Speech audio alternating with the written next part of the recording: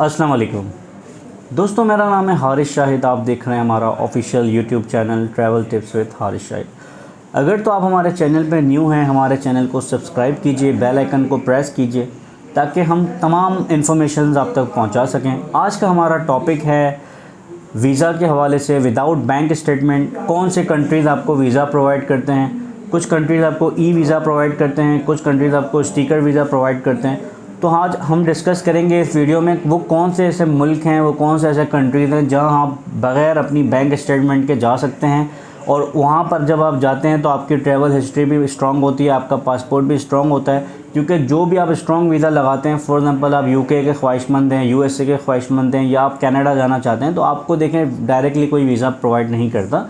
हर बंदा जो visa officer होता है वो देख रहा होता है कि आपकी ट्रैवल हिस्ट्री कितनी स्ट्रॉन्ग है, आप कहाँ कहाँ पहले जा चुके हैं। तो जितने मुल्क आप पहले घूम चुके होंगे उस हिसाब से आपको जो है वो वीज़ा बआसानी मिल सकता है। तो आज हम आपको कुछ ऐसे कंट्रीज़ बताएंगे जहाँ पर आप कोई बैंक स्टेटमेंट आपको नहीं देनी, कोई डॉक्यूमेंटेशन नहीं देना, जस्ट आपका पासपोर्ट होता है, उसके थ्रू आप जो है वो विज़िट कर सकते हैं उन कंट्रीज़ में, और आप जो है वो अपनी ट्रैवल हिस्ट्री को भी स्ट्रॉन्ग कर सकते हैं। तो हमारे चैनल को सब्सक्राइब ज़रूर कीजिएगा, बेल आइकन प्रेस कर दीजिएगा। स्टार्ट करते हैं हमारी वीडियो। दोस्तों सबसे पहले जो है वो हम बात करते हैं मालदीव्स। मालदीव्स एक ऐसा मुल्क है, ऐसा कंट्री है जहाँ पर आप ऑन अराइवल जा सकते हैं, जिसका ई वीज़ा आपको मिलता है मालदीव का। और मालदीव का जो है वो आपको कोई बैंक स्टेटमेंट नहीं दिखानी होती, आपको जस्ट जो है वो होटल रिजर्वेशन शो करनी होती है, पेड होटल रिजर्वेशन जो कि कंफर्म होनी चाहिए, और आपकी जो है वो फ़्लाइट की रिटर्न टिकट। ये दो चीज़ें आपको चाहिए होती हैं। और आपके पास जो है वो $50 to $100 की जो है वो पर डे की स्पेंडिंग मनी होनी चाहिए, जो आपको शो करनी होती है। मालदीव का ई वीज़ा आपको मिल जाता है। अच्छा, इसके बाद हम बात करते हैं सेकंड नंबर पे दोस्तों श्रीलंका। श्रीलंका का वीज़ा जो है वो ETA होता है, लाइक ई वीज़ा जैसे हम कहते हैं। एक दिन में आपको वीज़ा मिल जाता है, उसके लिए आपको कोई बैंक स्टेटमेंट कुछ भी दिखाने की ज़रूरत नहीं है। सिंपल जो है वो आपको वीज़ा श्रीलंका प्रोवाइड कर देता है, जिसको हम ई वीज़ा कहते हैं। थर्ड पे हम आ जाते हैं दोस्तों नेपाल। नेपाल एक ऐसा कंट्री है जहाँ पर आप सिर्फ एडवांस जो है वो होटल बुकिंग करवाएं, अपनी पेड होटल बुकिंग और फ्लाइट रिजर्वेशन रिटर्न टिकट आपको शो करनी होती है। नेपाल आपको ऑन अराइवल वीज़ा दे देता है। जब आप नेपाल पर पहुँचते हैं तो आपको स्टैंप लगता है आपके पासपोर्ट पर और आप इंटर हो जाते हैं। इसके लिए भी आपको कोई जो है वो होटल बुकिंग की कोई आपको जो है वो बैंक स्टेटमेंट की ज़रूरत नहीं होती। इसके बाद हम बात करते हैं दोस्तों फोर्थ नंबर पे कतर है। कतर आपको ऑन अराइवल 30 डेज़ का वीज़ा प्रोवाइड करता है।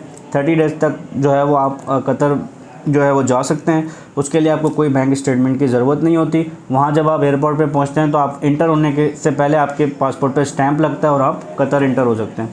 फिफ्थ नंबर पे दोस्तों बात करते हैं UAE की। UAE आपको जो है वो कोई बैंक स्टेटमेंट आपसे नहीं मांगता, आप ई वीज़ा अप्लाई कर सकते हैं UAE का, और ईज़िली आपको UAE का वीज़ा मिल जाता है।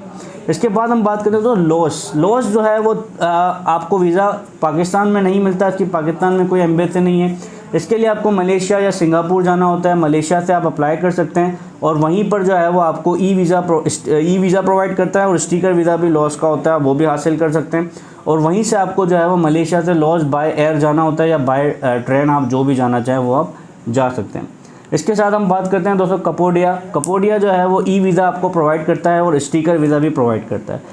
और कपोडिया में जो है वो आप बाय एयर जा सकते हैं। इसके लिए आपको कोई बैंक स्टेटमेंट देने की ज़रूरत नहीं है।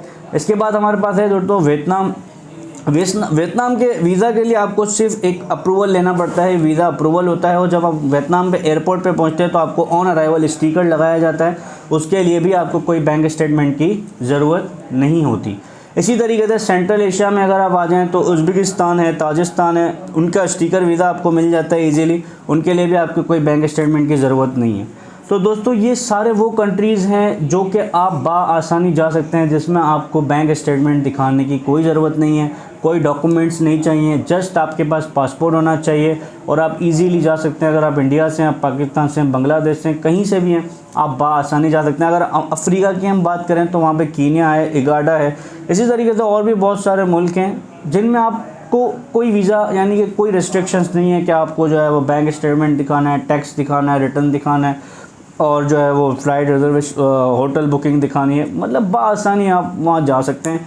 इससे क्या होता है कि आपका एक पासपोर्ट पे जो है वो वैल्यू बढ़ती है कि आप एक टूरिस्ट हैं, आप घूमते हैं, अलग अलग जगहों पे जाते हैं।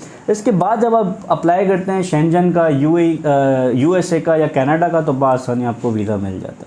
तो दोस्तों ये सारी चीज़ें मैंने आपको बताई हैं। इन मुल्क में आप बआसानी जा सकते हैं। इनके कुछ डिस्क्रिप्शन है, मैं डिस्क्रिप्शन में डाल देता हूँ इनके कुछ डिटेल्स फर्दर कि आपको इनमें कौन कौन सी जो है वो होटल बुकिंग के वगैरह, फ़्लाइट रिजर्वेशन क्या क्या शो करवानी पड़ती है। उस हिसाब से आप जो है वो इसको फॉलो करें और अगर आप इन मुल्क में जाएँ बिल्कुल जाएँ, अपनी ट्रैवल हिस्ट्री को बढ़ाएँ। मिलते हैं आपसे नेक्स्ट वीडियो में। हमारे चैनल को सब्सक्राइब ज़रूर कीजिएगा। Thank you so much. अल्लाह हाफ़िज़।